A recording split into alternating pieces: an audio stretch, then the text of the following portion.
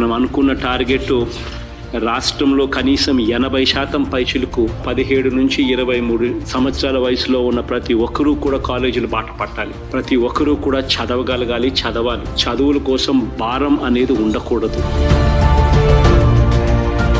నేను ఉండేది విజయవాడ. మా నాన్నగారు ఉల్లిపాయల వ్యాపారం చేస్తూ ఉంటారు. మా ఫాదర్ గారు టైలర్గా చేస్తున్నారు. మా నాన్నగారు వ్యవసాయం చేస్తూ ఉంటారు. అమ్మ వాళ్ళు ఇంట్లోనే ఉంటారు. మాకు 3 పూటలు గడవడం చాలా కష్టంగా ఉండేది. అలాంటి టైంలో మేము చదువుకోవటం అంటే చాలా ఇబ్బందిగా ఉండేది. నాకు స్టడీస్కి చాలా ఇబ్బందికరంగా ఉన్న టైంలో విద్యాదీవన పెట్టడం వల్ల మేము చాలా బాగా చదువుకుంటున్నాము. మాకు 10th క్లాస్తోనే ఆగిపోయేది అనుకున్నాం. అలాంటిది ఇంటర్, డిగ్రీ వరకు వచ్చాము. రేపు పీజీ కూడా చేసేటట్టు చూస్తున్నారు మా జగనన్న గారు. వసతి దీవెన అండ్ విద్యా దీవెన నాకు చాలా హెల్ప్ అయినాయి. చిరునవ్వుతో వెళ్ళి గొప్ప చదువులు చదివి బయటికి రావాలి. మంచి ఉద్యోగాలు వాళ్ళు చేయాలి. తలరాతలన్నీ మారాలి. పేదరికం నుంచి బయటికి రావాలి.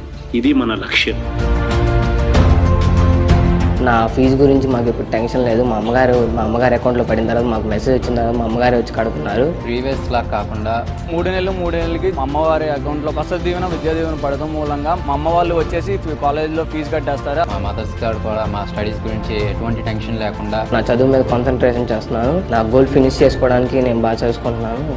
ఇలాగే మా లాంటి లేని వాళ్ళందరినీ గుర్తుపెట్టుకొని ప్రతి ఒక్కరు సమానంగా ఉండాలి. ఆయన రాష్ట్రంలో అందరూ సమానంగా చూస్తూ అందరూ సమానంగా చదువుకునేటట్టు మాలాంటి వాళ్ళు ఎంతోమంది ప్రయోగాలను చేయాలనేది ఆయన కోరిక.